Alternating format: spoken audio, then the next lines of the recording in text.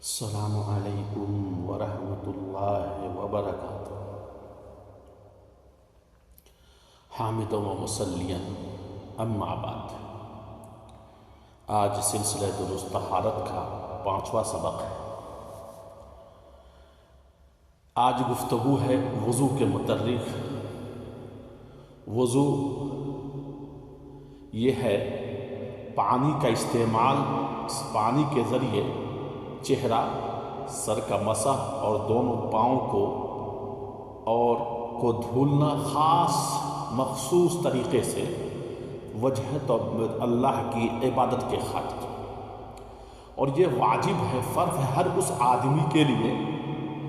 جو وضو نماز پڑھنے کا ارادہ رکھتا ہے، نماز پڑھنے کے لیے یا طواف کرنے کے لیے یا قرآن کو چھونے کے لیے، کیونکہ اللہ تبارک و تعالیٰ نے قرآن میں کہا ہے یا ایھا الذین آمنوا اذا قمتم الی الصلاۃ فاغسلوا وجوہکم وایدیکم الی المرافق وامسحوا برؤوسکم وارجلکم الی الکعبین۔ سورہ مائدہ کی آیت نمبر 6 ہے کہ مومنو، جب تم نماز کا ارادہ کرو تو اپنے چہروں کو اور اپنے ہاتھ کو کہنی سمیت اور سر کا مسح کرو اور اپنے دونوں پاؤں کو کعبہ تک دھولو۔ سب سے پہلے وضو کے شرائط ہیں، ان شرائط کے ہونے کے بعد ہی وضو صحیح ہوگا۔ سب سے پہلے نمبر 1 مسلمان کا ہونا، کافروں کا وضو نہیں ہوتا۔ نمبر 2 عقل مند ہونا، پاگلوں کا وضو نہیں ہوتا۔ اور تیسرا ہے کہ تمیز ہونا، ایسا آدمی ہو جس سے چھوٹا نہیں ہو، بڑا ہو جس سے وہ کسی برے بھلے کی تمیز کرتا ہو۔ چوتھی چیز ہے نیت کرنا، اور اللہ کے رسول صلی اللہ علیہ وسلم کی مشہور حدیث ہے انما الاعمال بالنیات، لیکن نیت زبان سے کرنا بدعت ہے، اس کا کوئی ثبوت حدیث و قرآن و حدیث سے نہیں ملتا ہے۔ اس لیے نیت کا اصل ارادہ مقصد ہے، صرف ارادہ کرنا۔ پانچویں چیز ہے پاک پانی، ناپاک پانی سے وضو نہیں ہوتا، یا ایسا پانی، ایسی چیز جو پانی کے حکم میں نہ ہو، پانی کا نام بدل گیا ہو، اس سے بھی وضو نہیں ہوتا، بتا چکے ہیں، جیسا کہ جس کا رنگ، مزہ یا بو، تینوں میں سے کوئی چیز بدل گئی ہو۔ چھٹی چیز ہے کہ ایسی چیز جو پانی کو چمڑے تک پہنچنے سے روکتا ہو تو ایسے چیزوں کو بھی ہٹانا ضروری ہے وضو سے پہلے، جیسے نیل پالش عورتیں لگاتی ہیں، یا آٹا گوندنا، یا جو آدمی پینٹ وغیرہ کا کام کرتا ہے، اس طرح سے وضو نہیں ہوتا ہے۔ اسی طرح سے اگر آدمی بال کو رنگتا ہے، جیسے کسی مہندی سے یا کسی بھی چیز سے، تو اس پر وضو کر سکتا ہے، کوئی حرج نہیں، اس لیے کہ وہ رنگ رہتا ہے صرف، اور وضو کا پر کوئی اثر نہیں ہوتا ہے۔ اسی طرح سے اگر کوئی آدمی کیا کہتے ہیں کہ ناخن لگائے ہوا ہے، جو ناخن مصنوعی ناخن، اس کو ضروری ہے کہ وہ نکال کر وضو کرے، اس لیے کہ وہ مصنوعی ناخن آپ کو پانی کو پہنچنے سے ناخن پر روکتا ہے، اس لیے اسے نکالنا ضروری ہے۔ اسی طرح سے کیا کہتے ہیں مصنوعی بال لگائے ہوا ہے، اسے بھی نکالنا چاہیے، اس لیے کہ وہ بھی اصل بال پر پانی روکنے سے، پہنچنے سے روک دیتا ہے۔ یہ ہے وضو کی چیز ہے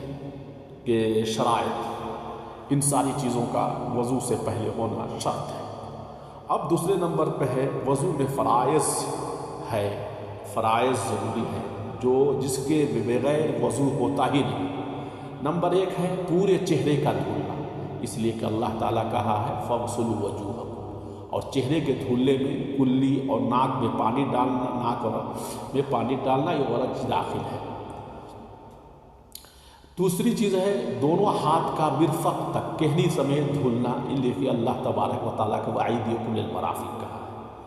اور تیسری چیز ہے پورے سر کا کان کے ساتھ مسح کرنا، اس لیے اللہ تعالیٰ کہا ہے وامسحوا برؤوسکم، اور اللہ کے رسول صلی اللہ علیہ وسلم نے خود سر کا مسح کیا، کہ آپ نے، متفق علیہ روایت ہے کہ آپ نے سر کا مسح کیا، بال کی اگنے کی جگہ سے لے کر آخر تک گئے، اور آخر سر تک، اور پھر وہاں سے واپس جہاں تک شروع کیا تھا وہیں لے کر آئے۔ اس سے معلوم ہوتا ہے پورے سر کا مسح کرنا سنت ہے، اور یہ سب مرد عورت سارے چلے کے لیے۔ اسی طرح سے چوتھی چیز جو ہے وہ ہے دونوں پاؤں کا کعب تک دھولنا، کیونکہ اللہ تعالیٰ کہا ہے وَأَرْجُلَكُمْ إِلَى الْكَعْبَيْنِ، اس لیے اس اعضاء کو مکمل دھلنا ہے، ذرہ برابر بھی خشک نہیں ہونا چاہیے۔ اگر خشک رہ جاتا ہے تو پھر وضو نہیں ہوتا، اور ایسے ہی لوگوں کے لیے اللہ کے رسول صلی اللہ علیہ وسلم نے فرمایا جو خشک رہ جاتا ہے کہ وَيْلٌ لِلْعِقَابِ مِنَ النَّارِ۔ اس لیے ہر انسان کو کوشش یہ کرنا چاہیے کہ اعضائے وضو جو ہے اس پر پانی ضرور پہنچ جائے، اور اسے کہتے ہیں متأکد ہونا چاہیے، اور وہ کیا ہے مرفق اور کعبین تک، اور اسی طرح انگلیوں کو درمیان بھی تمام طرف آدمی کو وضو پہنچنا کا پانی پہنچ جانا چاہیے۔ پانچویں چیز ہے یہ ترتیب، جس طرح سے قرآن میں اللہ تبارک و تعالیٰ ذکر کیا ہے چہرہ سے شروع کر کے اور پاؤں تک، اسی طرح وضو میں بھی شروع کر کے پہلے ہاتھ اور چہرہ اس طرح سے دھل دھال کر آپ کو پیر تک آنا ہے۔ قرآن کی ترتیب ہے، ضروری ہے، جو ابھی شروع آیت میں نے پڑھا کہ یا ایھا الذین آمنوا اذا قمتم الی الصلاۃ فاغسلوا وجوہکم، اپنے چہرے کو دھلو، وایدیکم الی المرافق، اور اپنے ہاتھوں کو مرفق تک، وامسحوا برؤوسکم، اور اپنے سروں کا مسح کرو، اور پھر اس کے بعد اللہ تعالیٰ کہا کہ وارجلکم الی الکعبین، اور اپنے دونوں پاؤں کو کعب تک ٹختے تک دھولو۔ یہاں تک دھولنا آپ کو ضروری ہے، اس میں سے کوئی اعضاء بھی کھلا رہ گیا تو جائز نہیں ہے، وضو نہیں ہوگا۔ اب ہے سنن وضو، وضو میں کچھ چیزیں سنتیں ہیں، اس کا سرسری ذکر کر دیتا ہوں کہ اس کا بھی آپ کریں گے تو آپ کا ثواب ہوگا، لیکن وضو اگر چھوٹ گیا کوئی تو وضو آپ کا ہو جائے گا۔ سب سے پہلے ہے مسواک، کیونکہ اللہ کے رسول صلی اللہ علیہ وسلم نے فرمایا لولا ان اشق علی امتی لامرتهم بالسواک مع کل وضو، کہ اگر ہماری امت کو مشقت شاق نہیں ہوتی تو میں ہر وضو کے وقت انہیں مسواک کرنے کا حکم دیتا۔ دوسری چیز ہے کہ بسم اللہ کر کے وضو کرنا، اس لیے کہ اللہ کے رسول صلی اللہ علیہ وسلم کی حدیث ہے لا وضوء لمن لم یذکر اسم اللہ علیہ۔ تیسری چیز ہے کہ دونوں کف کو تین مرتبہ دھونا، تین مرتبہ، اور یہ ہے سنت ہے۔ اسی طرح چوتھی چیز ہے ناک میں پانی ڈالنے میں مبالغہ کرنا، زیادہ پانی ڈالنا، کیونکہ اللہ کے رسول صلی اللہ علیہ وسلم کی حدیث بالغ فی الاستنشاق الا ان تکون صائما، لیکن یہ غیر روزے میں، اگر روزہ میں ہے تو پانی زیادہ مبالغہ نہیں کرنا ہے تاکہ نہ پانی حلق سے نہ اتر جائے۔ پانچویں چیز ہے کہ داڑھیوں کا خلال کرنا، جن کی داڑھی ہے اور جن کا گھنا بال ہے، اور چھٹی چیز ہے کہ مسح کے لیے، سر کے مسح کے لیے نیا پانی لینا، کیونکہ اللہ کے رسول صلی اللہ علیہ وسلم کا مسح براس بماء غیر فضل بیدہ، اس لیے آپ کو مسح کرنا۔ اسی طرح ساتویں سنت ہے کہ دونوں ہاتھوں کا اور پیروں کا خلال کرنا، اس لیے کہ اللہ کے رسول صلی اللہ علیہ وسلم نے فرمایا کہ اذا توضأت فخلل اصابع یدیک ورجلیک۔ اسی طرح سے آٹھویں سنت ہے کہ داہنے ہاتھ داہنے طرف سے شروع کرنا، داہنے ہاتھ داہنے، اور فکل اللہ کے رسول صلی اللہ علیہ وسلم کی حدیث ہے کان النبی صلی اللہ علیہ وسلم یعجبہ التیمم فی تناولہ وترجلہ وطہورہ وفی شأن کلہ، کہ اللہ کے رسول صلی اللہ علیہ وسلم داہنے طرف کو پسند کرتے تھے، جوتا کو پہننے میں، کنگھی کرنے میں، پاکی کو حاصل اور ہر تمام چیزوں میں، اس لیے